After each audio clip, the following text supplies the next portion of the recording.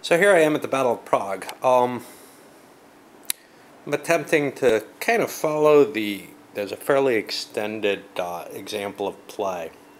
Obviously, I don't want to fake the whole thing and try to just do that exactly. But I am trying to kind of follow the general plan in that sense. It is the historical plan, more or less. With the Prussians sliding across, as you see, as far enough away from the Austrian deployment that they're not going to give the Austrians a free shot at activating. Obviously, the Prussians are activated. They got their role for the reinforcements, Schwerin's corps to come in, or wing to come into play. It's not even really a wing. I mean, everything is divided. It is. It's... The definitions in this game disturb me. So, individual commanders, each are supposedly wing commanders. That doesn't strike me as particularly fitting the terminology of the day. As I understood, there would be a few wings on a battlefield, and Schwerin's reinforcements would have counted as a wing. I'm not sure what to call these other units, not quite brigades, but individual commands, as they were, which could operate on their own, but in general operated under the wing structure. Maybe I'm mistaken, but that's certainly how I've read any history that I've seen before. Anyway, beyond that terminology issue, we've got this attempt to outflank and catch that right side of the Austrian army off guard. I'm actually considering whether that's the best thing to do. It might have been best to just charge forward at the Austrian position in the center, simply because Charles would then be facing the main Prussian force rather than Brown, and Charles has much, much worse ratings. I don't know what that's going to mean in the game, though, so I do want to try it out as suggested in the scenario, in the example of play. And mark that activation with, I guess, a morale check. The more of those you accumulate, the worse your morale is. I'm still not comfortable with the situation and with the way the rules work, so I don't really know if I'm doing things right, but I think I am. I may find that I've made some at least accounting and bookkeeping type errors, which shouldn't affect much, but I'll see where my errors are. Yeah. Alright. Hopefully we'll have more information as we go. So here we are at 8 a.m. in Prague.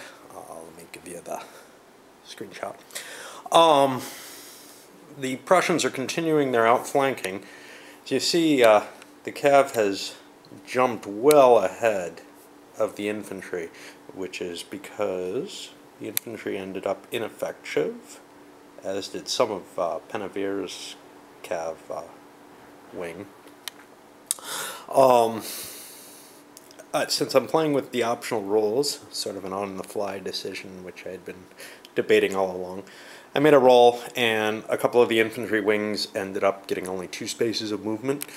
I had to make a decision as to whether someone who was, as Schwerin was, activated by the special commander rules, whether or not they can be affected by the disadvantages when you roll a 6 on the group activation rolls. Yeah. The rules are indeed as kind of convoluted as I'm making them sound. So anyway, I decided that made no sense whatsoever to say, I activated the leader even though he rolled a 6 and got that special activation, but oh no, you're stuck. In this case, moving only 2 hexes per unit. So I used, I allowed Schwerin to move his full movement allowance because he got the special activation, and whatever Frederick stacked on top of, I don't know who the hell that is. everybody's flipped over so it's hard to see, was on short leash, which is one of the parts of that optional rule, which means he can't be affected by that special rule. However, to make up for the Prussian failure, the Austrians attempted an activation, and you'll see they've already got morale markers. As far as I can tell, those markers stay on the chart forever. That's not absolutely clear to me, but it has to be the case because your victory points come from dead and captured units placed on that chart, and it doesn't make much difference. Anyway, the Austrians failed their activation roll using Brown's initiative. They had held off with Charles, hoping for a coup d'oil or whatever.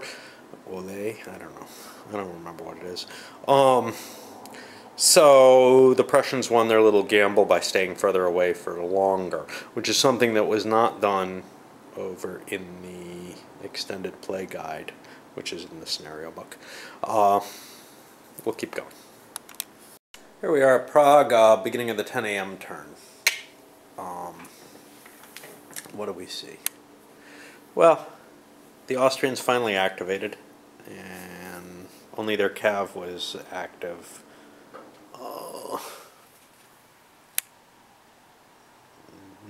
Even Brown was unable to activate his units.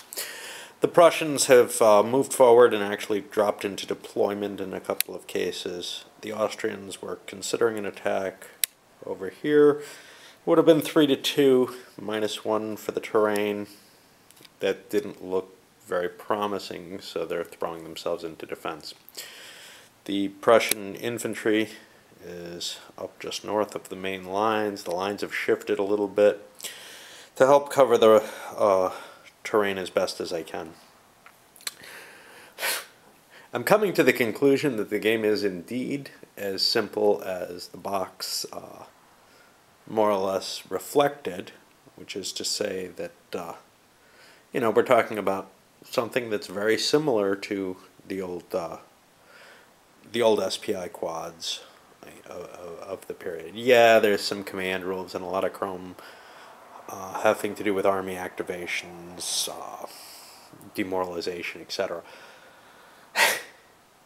It's stuff that fit in, I don't know, probably could have fit in 8 to 10 pages of rules.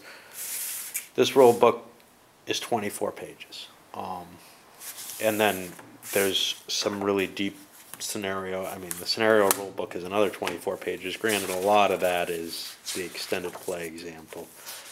So the actual scenarios, and there are a significant number, are a little longer than maybe they have to be, but everything is written in a very unclear style, at least in my opinion. It seems like the kind of game that once you know it and are familiar with it, you could teach it to someone pretty quickly.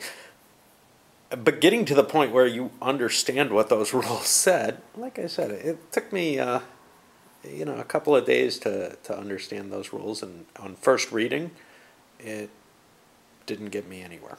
Anyway, that's enough grousing. Like I said, I think there's something kind of interesting in here, but it's a lot lighter than I was led to believe by looking at the rule book, and a lot more in line with what the advertising said, even if it's not really appropriate for a new player to pick up the rules and try to figure it out.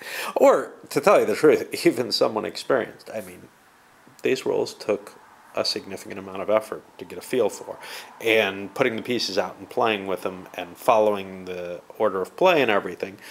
But I'm not used to having to do that with a game of this level. So, anyway, that's it.